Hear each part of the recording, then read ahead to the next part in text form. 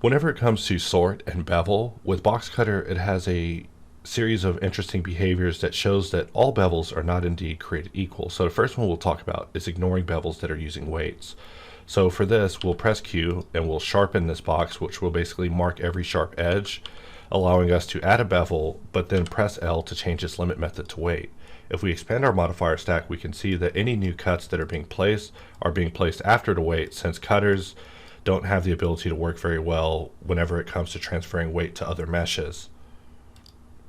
The next one we'll talk about is Vertex Groups. So we'll delete that object and we'll just add this plane, and I'm just going to select a single point and press Q, and we're just going to control click mark in order to bevel just a single point in edit mode.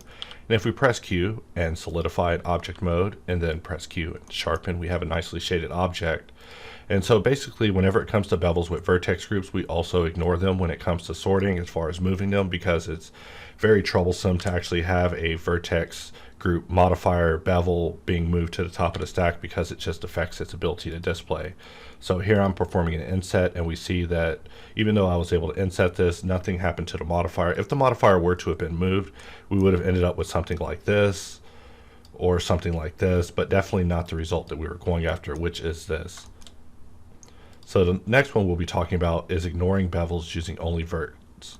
So this refers to basically if we add a plane and we press Q and we bevel, because this is a 2D mesh, we're basically doing what's called a 2D bevel. So that means that underneath our bevel options, we're beveling only vertices. If we press Q and we solidify this, this is similar to the shape we were talking about with the V groups, except this time we're actually just dealing with an individual vertice on a whole with the modifier instead of just adding an individual vertex group. So of course, as you would expect, if I draw a box and I press I to turn it into an inset, we see that we're able to draw this shape and have it execute without us moving this bevel modifier, which would also be troublesome if it were getting moved to the end of the stack. So just want to show how we have a very intimate relationship whenever it comes to bevel, whenever it comes to sort. So by understanding this, you're able to get the most out of your Boxcutter experience.